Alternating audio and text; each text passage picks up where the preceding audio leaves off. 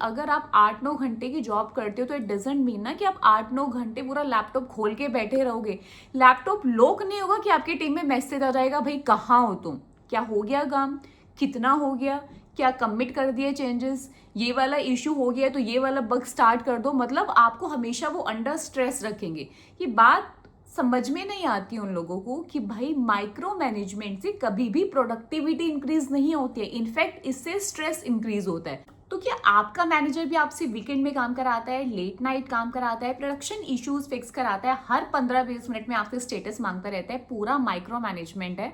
और भाई अगर आपसे छोटी सी गलती हो जाए तो सबको मेल कर दिया जाता है, सबको एक्नॉलेज किया जाता है कि इसने ये गलती करी है, इसकी वजह से ये डिले हुआ है।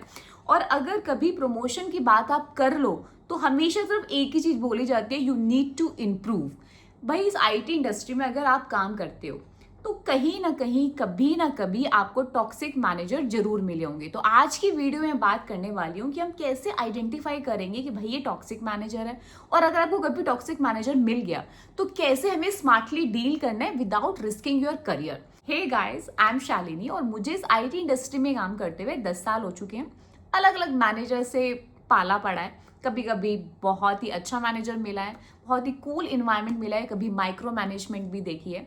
भाई एक चीज़ जो मुझे समझ में आई है वो ये कि इस आईटी इंडस्ट्री में ना टेक्नोलॉजी डिफिकल्ट नहीं होती, इनफैक्ट एक पर्सन जो बैठा है आपके और आपकी प्रमोशन के बीच में वो ज़्यादा डिफिकल्ट होता है।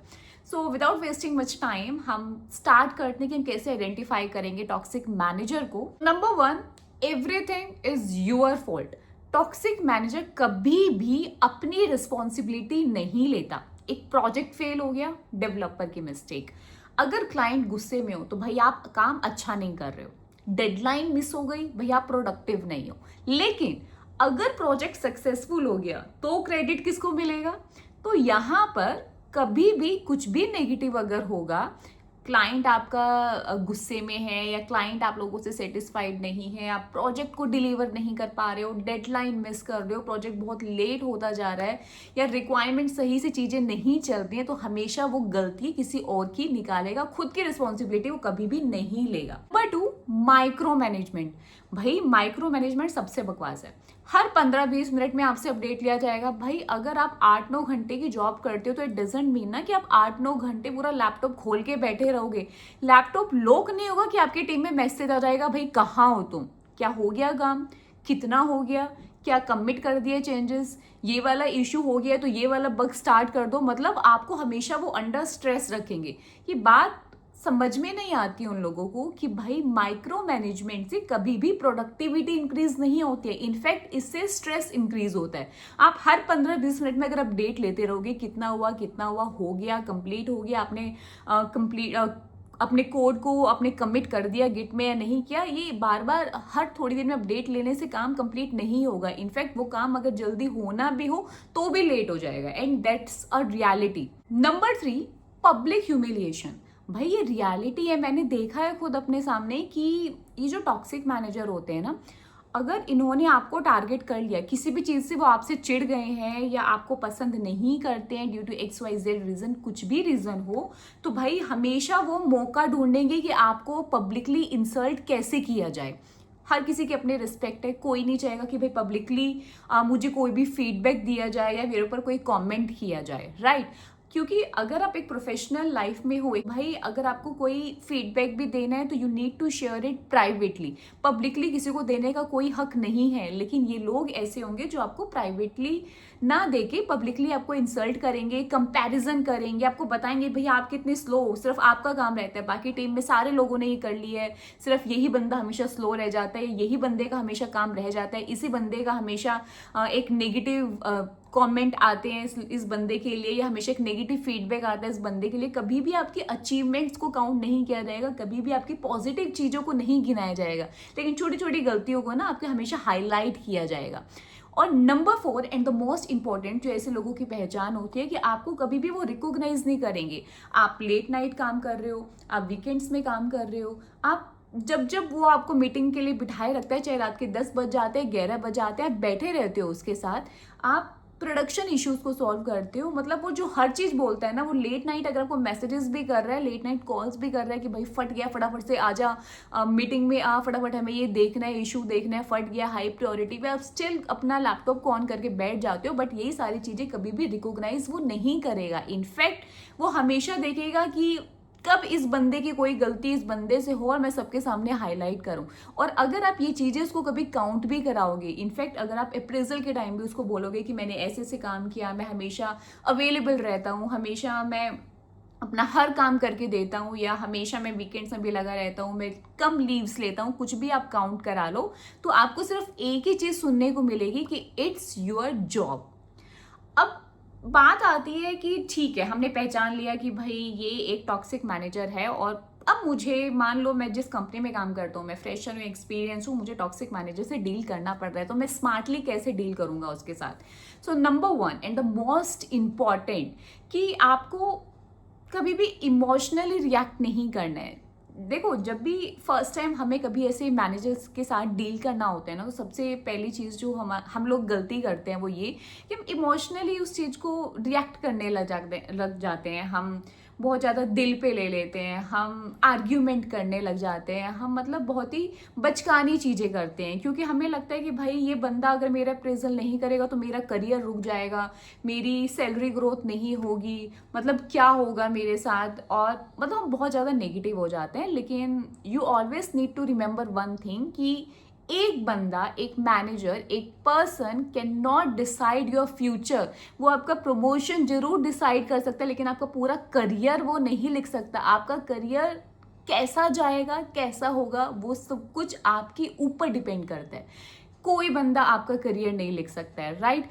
तो हमें नेगेटिव होने की जरूरत नहीं है, हर चीज को दिल पर लगाने वाली चीज नहीं है। तो अगर कुछ भी चीजें हो रही हैं, तो यहाँ पे आपको फैक्ट्स के साथ बातें करनी है, ना कि आप रोने लग जाओ या धरने पे बैठ जाओ, मैं काम नहीं करूंगा इस मैनेजर के अंडर, या मैं अब कुछ दिन तक काम नहीं करूंगा, मैं एक अच्छा परफॉर्मेंस नहीं दूंगा, ये मुझे मीटिंग में बुलाएगा तो मैं नहीं जाऊंगा, वो मुझे कॉल्स में बुलाएगा तो मैं नहीं जाऊंगा, मैं वीकेंड में काम नहीं करूंगा। ऐसी चीज़ों से बातें नहीं बनती है, आपको फैक्ट्स के साथ चलना पड़ेगा इस IT इंडस्ट्री में। Number 2, everything in writing.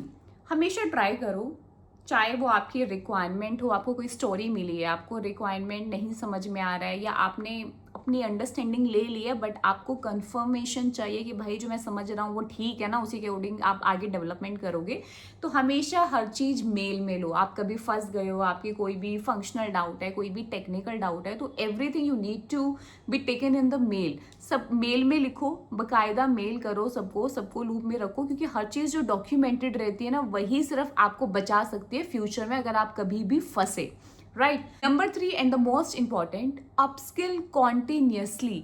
भाई आपको अपने स्किल्स को इम्प्रूव करते रहना है, करते रहना है, करते रहना है। जितना ज़्यादा आप अपने स्किल्स को इम्प्रूव करोगे, जितना इस पे ध्यान दोगे, उतना ज़्यादा आपका कॉन्फिडेंस बढ़ेगा, राइट? अगर आप अपने स्किल्स पे ध्यान नहीं दोगे, अब मैनेजर भी आपको इंसल्ट कर रहा है, वो आपको टारगेट कर रहा है, और दूसरी तरफ आपको काम भी सही से नहीं आता है, तो आपका कॉन्फिडेंस तो पूरा टूट जाएगा। भाई आप वैसे ही आपको इंसल्ट करेगा तो आपका कॉन्फिडेंस तो वही निकल गया, ऊपर से आपको काम भी नहीं आता, तो आप और डरोगे, भाई कैसे होगा, कैसे होगा, ये वापिस से मुझे डांट लगने वाली है, वापिस से मेरा एस्केलेशन होने वाला है। तो डर के या कॉन्फिडेंस को गिरा के चीज़ें नहीं चली जाती, अपने कॉन्फिडेंस को बढ़ाने की नीड है। तो यहाँ पे कम्युनिकेशन पे काम करो, स्किल्स पे काम करो, AI, मशीन लर्निंग, क्लाउड, ये सारी चीज़ों को पढ़ो, सीखो, इन सब पे काम करना है आपको, ठीक है? Number 4, build your network. ये एक ऐसी चीज़ है ना जिसमें मोस्ट ऑफ जो IT एम्प्लॉयज़ है वो मिस करते हैं। इनफैक्ट मुझे खुद ये बहुत लेट रियलाइज़ हुआ कि भाई नेटवर्क बिल्ड करना कितना ज़्यादा इंपॉर्टेंट है। बहुत सारी चीज़ों में ये बहुत ही इंपॉर्टेंट रोल प्ले करता है। अगर आप कभी बेंच पे आ गए और आपका सिर्फ अभी तक कांटेक्ट सिर्फ एक ही मैनेजर के साथ था, तो आप सिर्फ एक को ही पिंग कर पाओगे, आप किसी और को जानते ही नहीं होगी, दूसरी टीम को जानते ही नहीं हो, आपकी विजिबिलिटी ही नहीं है कहीं भी। तो नेटवर्क बिल्ड करना बहुत ज़्यादा इंपॉर्टेंट है, ये आपके करियर में बहुत ज़्यादा हेल्पफुल रहेगा। तो हमेशा सिर्फ जिस मैनेजर के अंडर आप काम कर रहे हो, सिर्फ वहाँ तक ही अपना नेटवर्क मत रखो, दूसरी टीम से ही बात करो, दूसरी टीम के मैनेजर से ही बात करो। जितने लोगों को एक साथ आप नेटवर्क बढ़ा सकते हो बढ़ाओ, कहीं ना कहीं ये आपके लाइफ में बहुत ज़्यादा हेल्पफुल रहेगा। 5 and again very very very very important, you should know when to leave. अगर आपको लग रहा है, देखो हर प्रॉब्लम का एवरी टाइम सॉल्यूशन नहीं होता। तो अगर आपको लग रहा है कि भाई कॉन्टिन्यूसली आपकी मेंटल हेल्थ अफेक्ट हो रही है, आपकी सैलरी रुक गई है, आपकी लर्निंग रुक गई है, आपको रिस्पेक्ट नहीं मिल रही है, आपने बहुत बारी ट्राई किया बट चीज़ें आपके अकॉर्डिंग नहीं चल रही है, आपको एक अच्छा इन्वायरमेंट नहीं मिल रहा है, तो बेटर टू लीव। ये आपकी वीकनेस को शो नहीं करता है, ये एक स्मार्ट डिसीजन शो करता है आपके करियर की तरफ।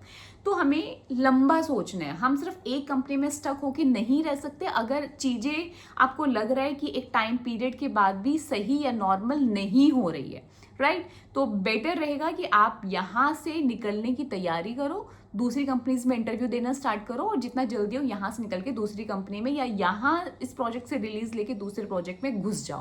तो ये थी मेरी आज की वीडियो। आई होप कि आपको समझ में आई होगी, काफ़ी हेल्पफुल रहेगी आपके लिए। अगर वीडियो अच्छी लगी हो तो प्लीज़ लाइक करना और शेयर करना अपने फ्रेंड्स के साथ भी, ताकि उनको भी एक सही डिसीजन वो ले पाए, एक स्मार्टली वे से वो भी हैंडल कर पाए ऐसे सिचुएशन में। और इसके साथ ही कमेंट करके मुझे बताओ कि क्या कभी आपका कभी टॉक्सिक मैनेजर से पंगा पड़ा है या मतलब पाला पड़ा है, और कैसे आपने हैंडल किया, कैसे आपने डील किया। नेक्स्ट वीडियोस में मैं उन कमेंट को जरूर पढ़ूंगी और नेक्स्ट वीडियो में हम कुछ रियल स्टोरी से बात करेंगे इसके regarding. So see you in the next video. Bye bye.